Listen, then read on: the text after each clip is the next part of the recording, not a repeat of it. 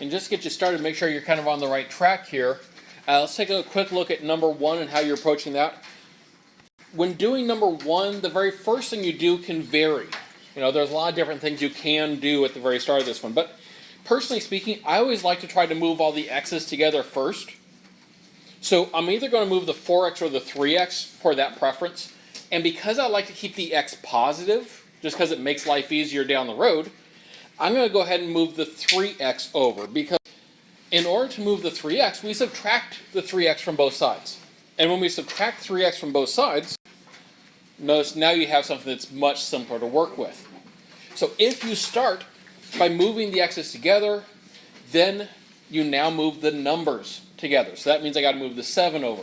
Now notice it's currently a plus 7.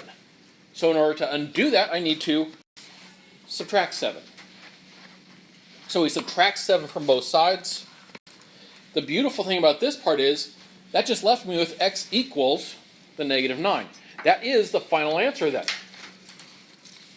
Use this as a reminder about how to approach these and a good hint on how you might approach 2 and 3 as well.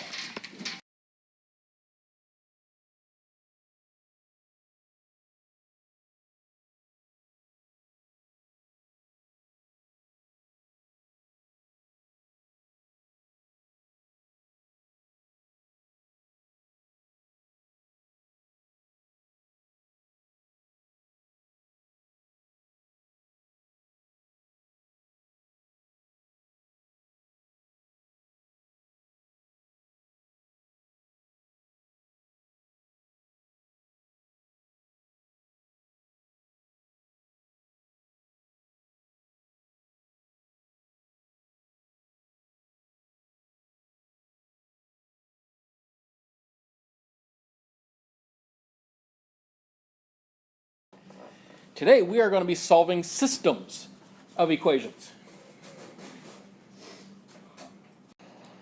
So when we're solving a system, well, first of all, what is a system? A system is just a group of 2 or more equations that we're told are related to each other in some way. That's what that little curvy bracket means here on the left side. This means that it is a system and that those are the equations that are part of the system. All right, so when solving this, the very first thing we need to do is somehow break it down to a single equation with just a single variable. Well, the beautiful thing is that we know that y equals 2x plus 9 and that y equals 3x plus 5. If they both equal y, they must also equal each other. So I can take that 3x plus 5, I can take what y equals and I can plug it in for y in the other equation. You can do it the other way around, right? And then notice you end up with an equation that is actually fairly straightforward to solve at this point, because we just practiced solving ones like this, right? So go ahead and finish solving this out from there. So we do all of this work and we end up finding that x equals 4. But we're actually not done with this problem. Because in this problem, there's both an x and a y in the original system. We found x, but we still need to find y. But actually, it's not too hard to do. Thank God. Because if x equals 4, remember at the very start, I plugged in for what y equaled? Well, I now know what x equals, so I can plug that in for x. And I can plug it into either one of the original equations. Doesn't matter which one you plug into. Go with whichever one feels easiest to you. In this case, you can see me plugging it into the first equation. In this case, it's a fairly arbitrary choice because they both looked about equally easy to my eyes. So we plug the 4 in for x. Then we figure out what does y equal. So that means we have to do the multiplication first. So 2 times 4. That gives us the 8. Then we add the 9 to it, and we get y equals 17. We then format our answer. Because it's both an x and a y, we format our answer as a coordinate pair.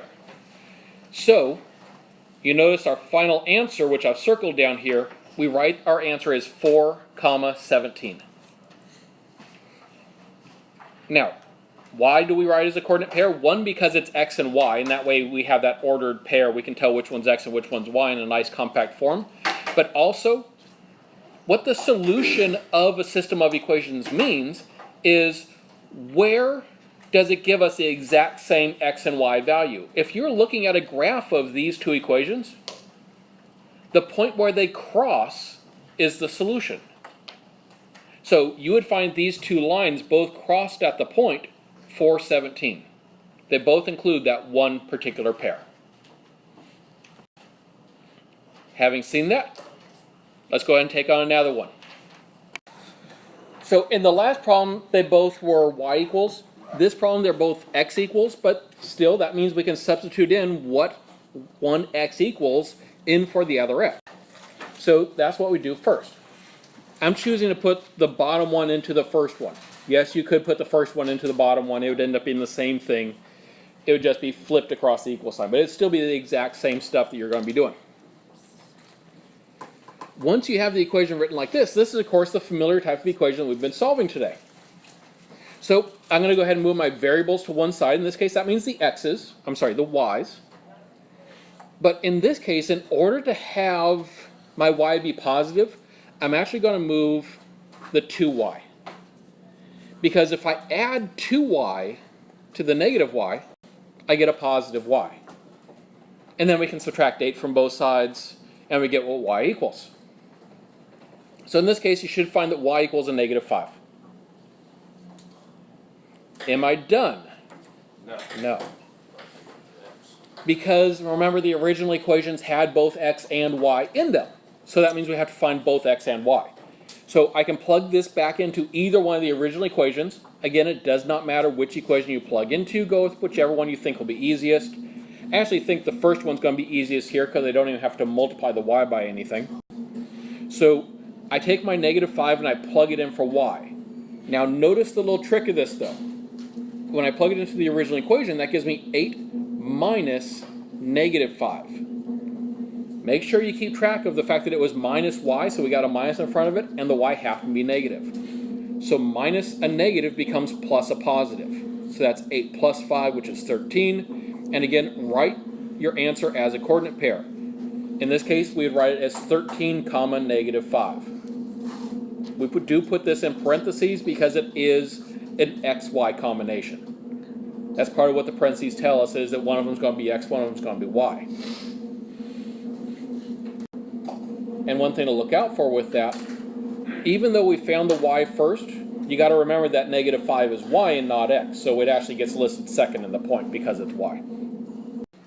So then, in order to be ready for our next problem, our next system that we're going to solve, I do want to practice these problems because there's a little bit of a wrinkle that we need to make sure is solid before we move on to our next step.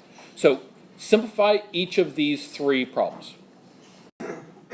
So when we talk about simplifying, it means use the distributive property. So in the case of number 4 there, first thing you got to do, multiply into 3. Because multiplication happens before addition. We don't do the 10 plus 3. We got to multiply the 3 first. So we multiply the 3 by both the x and the 4. So that gives us 10 plus 3x plus 12. Then having distributed it, then go ahead and combine your like terms. When you do that, you end up with 3x plus 22. You could also write it as 22 plus 3x.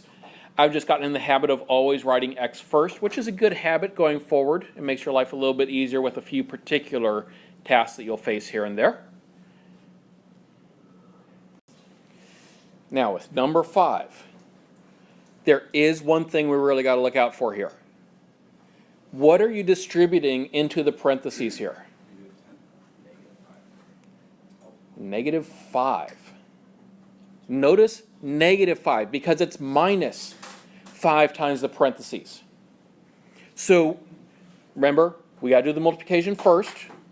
So the 2 is going to stay there, and then I multiply both the x and the 7 by negative 5.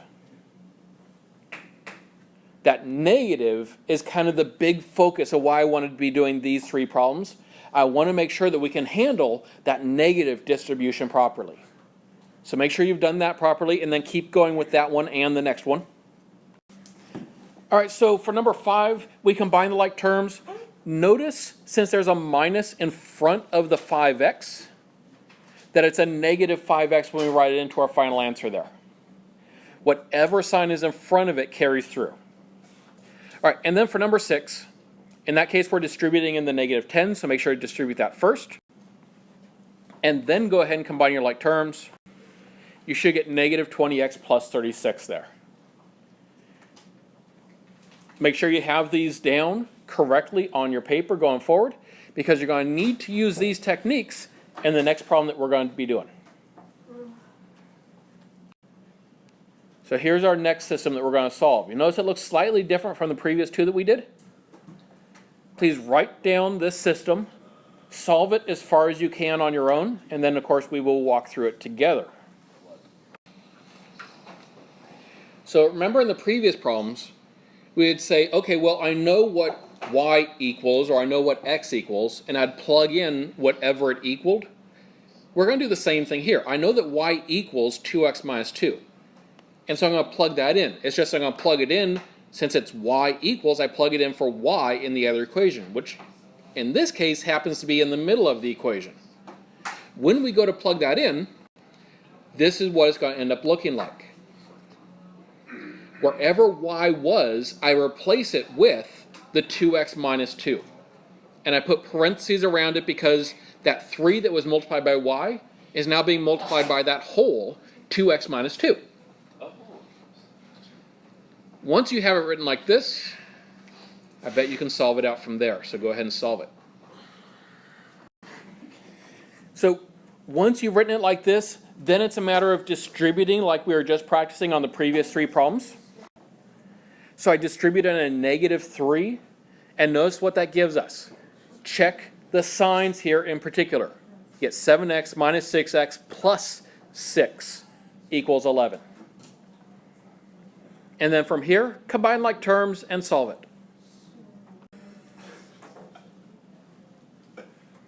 So when we combine like terms on the left side, we can do the 7x minus the 6x. That gives us just plain old x, because it's 1x, and 1x is x. That plus 6 is still there, so in order to get rid of the plus 6, I subtract the 6 from both sides, and you get x equals 5. So now that I have the x, I now have one more step. I still have to find out what y equals, which means I'm going to have to plug this value of x into one of the original equations. And again, it does not matter which one you plug it into. They'll both give you the same answer. However, in this particular problem, one of them is definitely going to be easier than the other. Because if I plug the x in to the second equation, I'm going to end up having to move this number to the other side. It's going to be a little bit more algebra than if I just plug it in here, where I just have to figure out what does this equal. So I'm going to go ahead and just plug it into the first equation. And when we do that, you should find that you get a y value of 8. And then, of course, we format our final answer as a point, a coordinate pair. So your final answer is 5, 8.